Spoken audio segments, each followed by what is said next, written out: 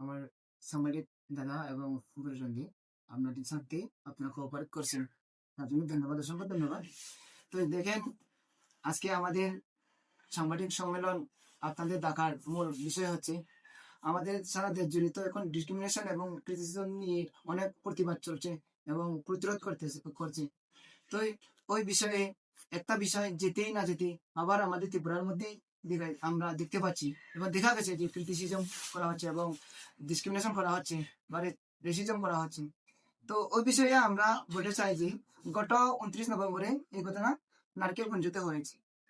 জৈনব যে BC chairman, village council chairman Sukumar Debbarma ওখানে গিয়ে লোকদের বলছে যে নাক পাটি হলে আপনাদের কবর জানতে হবে, কবর বলতে হবে।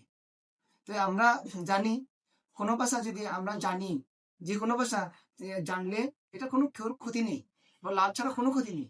তো আমরাও শিখতে চাই, আমরাও জানতে চাই নানা ভাষা। তো তার জন্য কিন্তু কাউকে জবরদস্তি আপনি ভাষা শেখাতে পারবেন না, জবরদস্তি ভাষা বলাতে পারবেন না।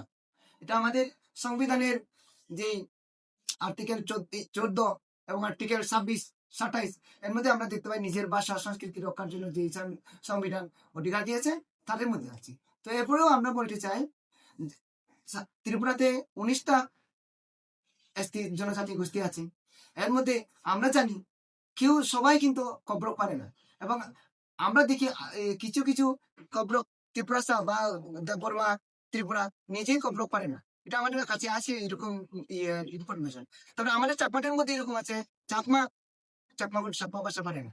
তারপর দেখি আমরা তো বাংলাদেশি বলবো প্রধানে দেখি যে কব্র না পারলে বাংলাদেশি হবে। এটা কোন ধরনের আচরণ, এটা কোন ইন্টেনশন, এটা কোন ধরনের মানসিকতা। তো আমি এখানেই বলতে চাইছি এবং একটা উদাহরণ আছে যে আমাদের অনারেবল মহারাজা প্রদ্যুৎ কিশোর দেববর্মা জি, উনি তো নিজেই কব্রকে এতটা পারদর্শী না।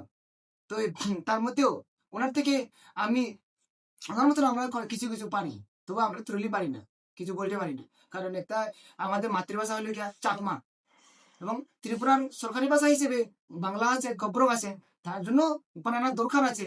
তাই বলে আমাদেরকে জোর করে একটা ভাষা দাবি নেওয়া এটা কতটা যুক্তিযুক্ত এবং সাংবিধানিক। তো এই বিষয়ে আমরা প্রোটেস্ট করতেছি এবং প্রতিবাদ করছি, এরকম নিন্দনীয় বিষয় এবং তীব্র নিন্দা করছি এবং ক্ষোভ প্রকাশ করতেছি যে এই সুকুমার দেববর্মা, মাননীয় সুকুমার দেববর্মা জি, আপনি সারা জনজাতিদের কাছে, মগ কমিউনিটি আছে, মিজো কমিউনিটি আছে, হালাম কমিউনিটি আছে, চাকমা কমিউনিটি আছে, এদের কাছে আপনি সরাসরি এই ক্ষমা প্রার্থী আছেন এবং ক্ষমা চাইবেন।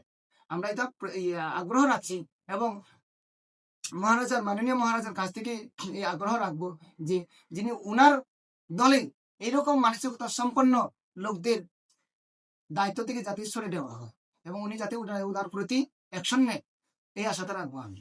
ধন্যবাদ। নন্দিতা রিয়াংয়ের কথা বলেছেন, মানে উনি কে? হ্যাঁ, আর একটা বিষয়, যিনি যে আমাদের সুকুমার বাবু গেছেন নারকেলগঞ্জতে, উনি তো বলেছেন এই যার কথা এই যারা নৌকা চালায় সারা দোকানদারি, যারা যে দোকান দিতেছেন আমাদের লোকাল যে দোকানপাট করতে, ওরা সবাই বাংলাদেশি বলে উনি উল্লেখ করেছেন। এবং তার সাথে পরবর্তীতে উনার পরে উনি ওনার সাথে ছিলেন আমাদের মাননীয় বিধায়িকা ওই নন্দিতা রিয়াংজি, যে দুম্বুর নগরে। তো উনিও পরবর্তীতে এর সাথে কথাবার্তা হয়েছেন এবং উনি পরিচয় দিচ্ছেন। আমাদের একটা ভিডিওতে দেখতে পাইছি, যিনি যে ভিডিওটা ওনাদের সোশ্যাল মিডিয়ার একটা এই নিউজ চ্যানেল যেটা জনানি নিউজ, ওখানে মধ্যে আমরা দেখতে পেয়েছি এবং পুরো ভিডিওটা আমাদের কাছেই আছে, আমরা দিয়ে দিতে পারবো। নন্দিতা রিয়াং মানে কোন দলের বিধায়িকা? মানে আমাদের মাননীয় বিধায়িকা, ত্রিপুরামতা দলের বিধায়িকা ধর্মনগর। এখন উনিও কি মানে বলেছেন? না, উনি ওনার মুখ থেকে তো এইসব আসেনি, উনি বলেননি, ওনার বলেনি, কিন্তু আমাদের ওই সুকুমার দেববর্মা জি, যিনি ভিলেজ কাউন্সিল চেয়ারম্যান, তো উনি বলে দিয়েছেন। তো ওনার বিরুদ্ধে আমরা ওনার প্রতি আমরা ক্ষোভ দিচ্ছি এবং নিন্দা জানাচ্ছি। পরবর্তী সময়ে যদি দেখা যায় সুকুমার দেববর্মা যদি না ক্ষমা চায়, আপনারা কি ধরনের পদক্ষেপ নেবেন? এই পদক্ষেপটা আমরা আমাদের মাননীয় অনারেবল মহারাজা প্রদ্যুৎ কিশোর জি সে আমরা আগ্রহ রাখবো যদি উনি ওই ব্যবস্থাটা যাতে অ্যাকশন নেন তার উপরে। তারপরে যদি না হয় আমরা আরো অন্য কোনো যদি ব্যবস্থাতে আমরা হারবো, অন্য কোথাও আসা। ধন্যবাদ।